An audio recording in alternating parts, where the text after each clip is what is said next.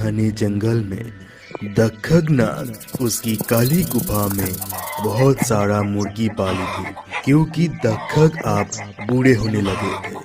जंगल के बाकी साथी शिकारियों के साथ वो आप नहीं शिकार कर पाते थे। जैसे ही वो किसी खरगोश का शिकार करने जाते, आसमान से उड़ते हुए बाज उसका शिकार को छीन के ले जाते।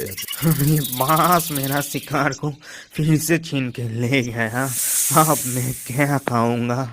लगता है गुफा में जाके कुछ मुर्गियां बाजार में बेच के आना पड़ेगा। निराश होकर दक्खग नाग उसकी काली गुफा में लौट आए। फिर दक्खग नाग ने उसका मुर्गियों को गिनने लगे। 1 2 3 4 5 6। अरे अरे, और एक मुर्गी कहाँ गया? मेरा मुर्गी, और एक मुर्गी कहाँ गया?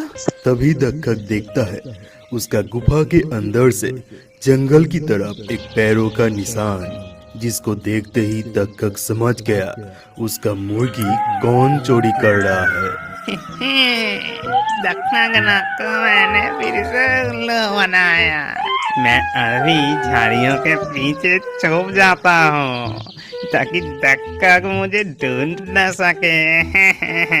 लगता है ये शैतान लोमड़ी खुद को बहुत शातिर समझता है। अभी उसको मजा दिखाता हूँ। उसके पैरों के निशान को देखते हुए मैं आगे जाता हूँ। कहाँ गया? कहाँ गया? हाँ? दक्खग पैरों के निशान अनुसरण करते हुए एक झाड़ियों के पास आ पहुंचा। फिर वो देखता है पैरों के निशान अचानक से गायब। फिर दक्खग नाग लोमड़ी को पकड़ने के लिए एक षड्यंत्र करता है। झाड़ियों से थोड़ी ही दूर एक पेड़ पे बैठी थी टूनी, तोता और मैकाओ। फिर दक्खग उस पेड़ के नीचे में जाके तोता से कहने लगे, तोता, ए तोता, सुना मैंने तुम तो जंगल का सभी का आवाज नकल कर सकते हो। क्या तुम औरत लोमड़ी का आवाज निकाल सकते हो? तब मानूंगा तुम आवाज निकालने में माहिर हो। तभी तोता औरत लोमड़ी की तरह आवाज निकालने लगे।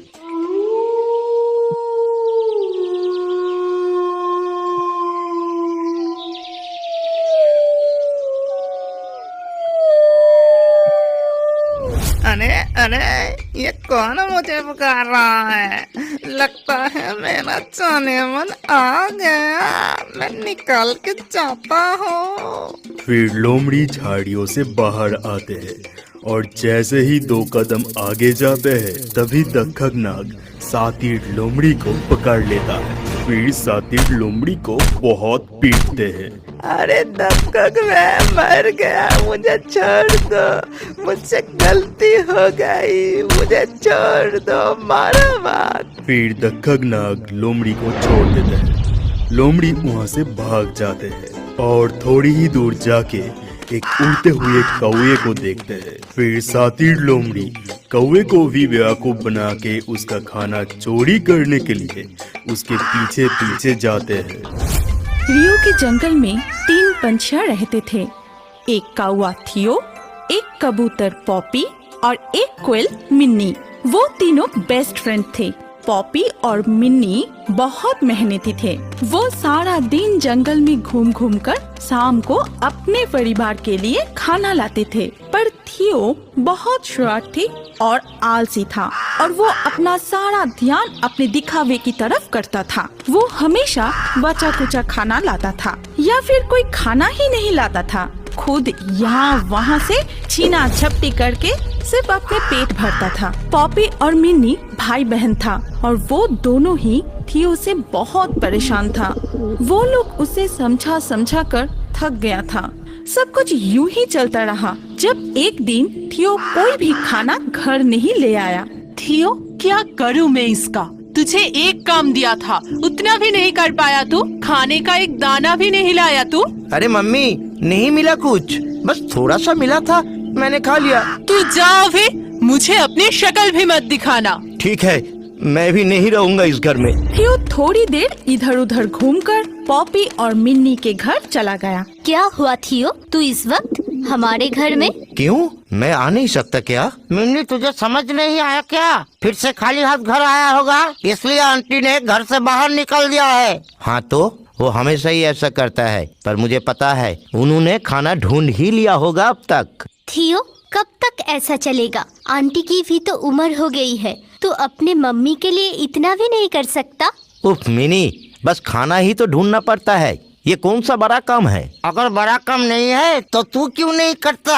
तू कब से इतना खुदगर्ज हो गया थियो? तू तो ऐसा नहीं था, तू सिर्फ अपने खाने का इंतजाम करता है, इतना आलसी क्यों? अब बस भी करो, ठीक है, कल मैं जाऊंगा खाना ढूंढने। खुश?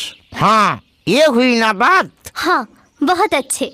तो फिर हम कल सुबह 7 बजे खाना ढूंढने निकलेंगे। क्या, 7 बजे? हाँ तो क्या हुआ, हम तो रोज 6 बजे निकलते हैं, तेरे लिए ही 7 बजे बोला मिन्नी ने। नहीं नहीं, इतना जल्दी उठने के ख्याल से ही मेरा सिर चक्कर रहा है। तुम लोग जाओ इतने सुबह सुबह, मैं देर से जाऊंगा और तुमसे ज्यादा खाना लाऊंगा। तो तू अपने समय से आना, आलसी कहीं का। हाँ, हम तेरे लिए इंतजार नहीं करेंगे। ठीक है, मुझे ऐसे भी तुम लोगों की कोई जरूरत नहीं है। अगले दिन सुबह सुबह पॉपी और मिन्नी खाना ढूंढने निकल पड़े, जहाँ की थियो 12 बजे नींद से